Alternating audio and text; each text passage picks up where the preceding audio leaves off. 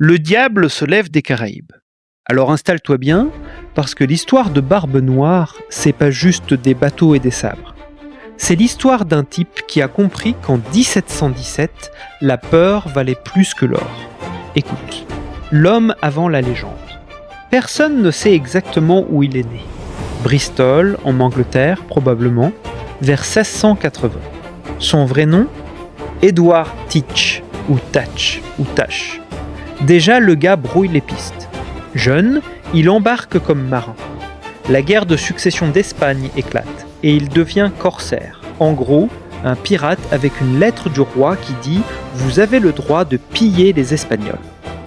Quand la guerre s'arrête en 1713, des milliers de marins se retrouvent sans solde. Que faire quand ton métier c'est le canon et l'abordage ? Tu deviens pirate pour de vrai. Edward choisit Nassau, aux Bahamas. À l'époque, c'est la capitale mondiale de la piraterie. Pas de gouvernement, pas de règles. Le paradis pour les hors-la-loi. L'apprenti du pirate. Là-bas, il croise Benjamin Hornigold. Un gros nom. Hornigold voit du potentiel chez Teach. Grand, fort, malin, et surtout pas impressionné par le sang. Il le prend sous son aile et lui confie un sloop capturé en 1716. Premier commandement. Teach fait ses preuves vite. Il est audacieux mais calcule ses risques. Il pille mais il ne tue pas pour le plaisir. Pas encore la bête, mais déjà le prédateur. Fin 1717, c'est le coup de maître. Au large de Saint-Vincent, il tombe sur un navire français, la Concorde. Un 3-mâts de 200 tonneaux, 16 canons, rempli d'or, de bijoux et d'esclaves. Teach s'en empare sans tirer un coup de feu. Il rebaptise le navire Queen Anne's Revenge, la vengeance de la reine Anne. Tout un programme. Naissance du monstre. C'est là qu'Edward Teach meurt et que Barbe Noire naît. Le type comprend le pouvoir du spectacle. Il tresse sa barbe noire en petites nattes, y accroche des rubans et, en plein combat, il glisse des mèches à combustion lente sous son chapeau. Imagine la scène. Le mec arrive sur toi, immense, avec de la fumée qui lui sort de la tête comme s'il venait tout droit de l'enfer. Les marins ennemis se rendaient avant même l'abordage. Pas besoin de tuer 50 hommes quand tu peux en terroriser 100. Début 1118, il a déjà une flotte. 4 navires, plus de 300 hommes. Il bloque le port de Charleston pendant une semaine. Rançonne la ville entière contre une caisse de médicaments. Pourquoi ? Parce qu'il peut. Parce que Barbe Noire n'est plus un homme.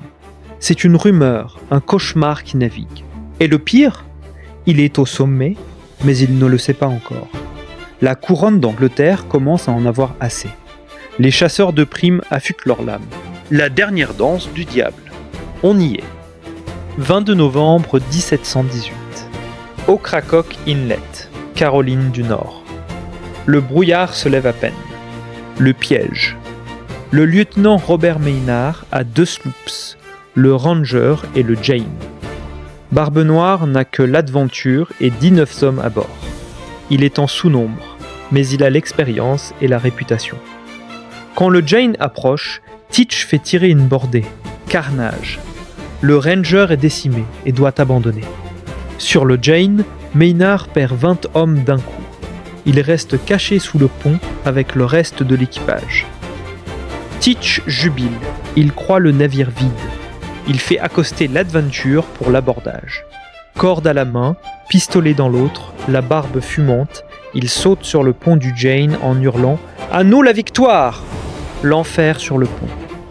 C'est là que Maynard sort de sa cachette avec une 12aine d'hommes. Surprise. Le pont du Jane devient un abattoir. C'est du sabre contre sabre, du sang sur les planches.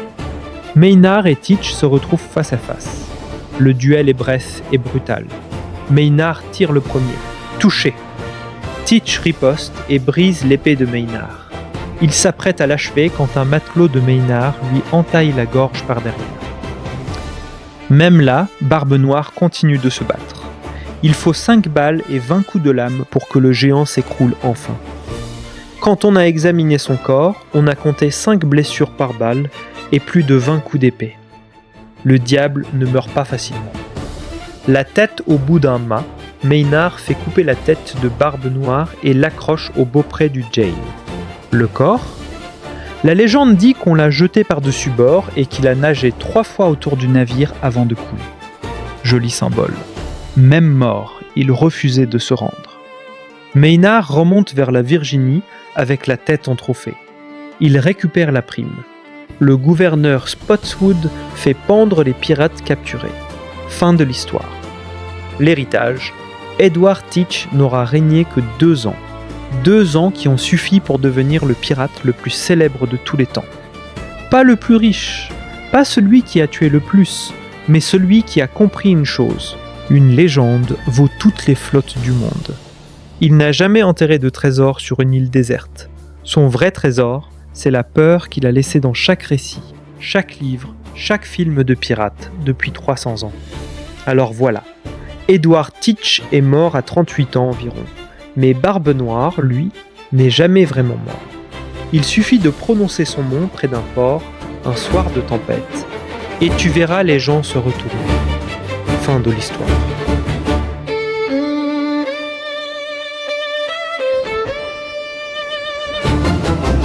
Inks on the maps, blades under the sails. Here is pirate history!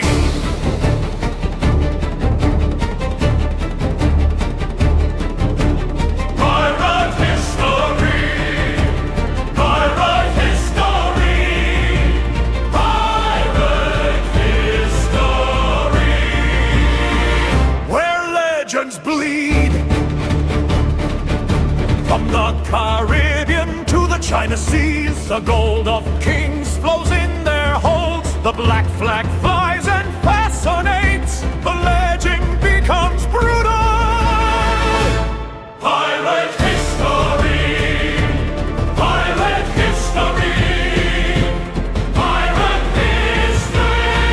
Where legends bleed. Yo ho, hoist the sail. Let history reveal to us blood, gunpowder, and battle. Pirate history, it calls you. Pirate history. Pirate history. Pirate history. Where legends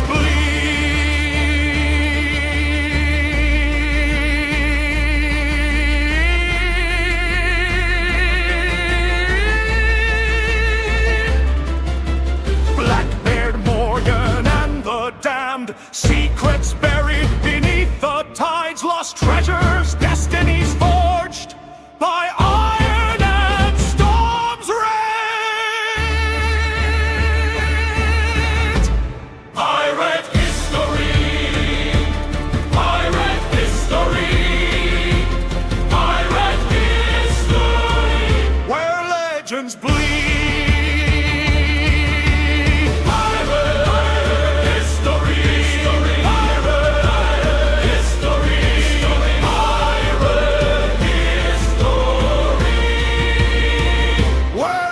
Legends bleed.